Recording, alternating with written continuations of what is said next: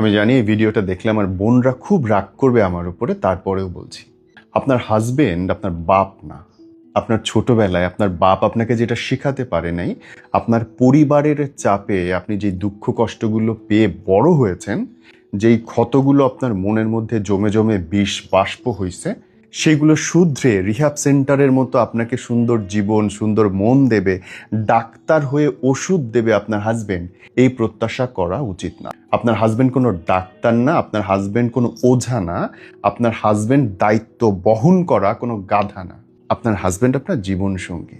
যেই ক্ষতি আপনার অতীতে হয়েছে, যা বহন করতে করতে আপনি ভবিষ্যতের দিকে যাচ্ছেন, সেটা শুধরানোর দায়িত্ব আপনার।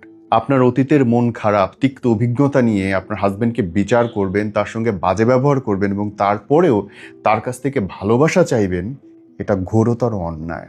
আপনার হাজবেন্ডকে আপনাকে ভালোবাসতে হবে, সাপোর্ট করতে হবে। বিনিময়ে আপনাকে সে সাপোর্ট করবে, ভালোবাসবে। আপনার ঘন ঘন মুড সুইং, আপনার কারণে অকারণে রেগে যাওয়া, আপনার শৈশবের কোনো ক্ষত টেনে ভবিষ্যৎকে বিচার করার নির্মম বাস্তবতা মেনে নেওয়ার জন্য তার জন্ম হয় নাই। বোঝা গেল জিনিসটা?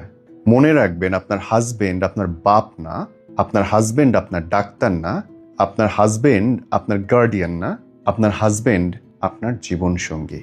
যা দেবেন ঠিক তাই পাবেন।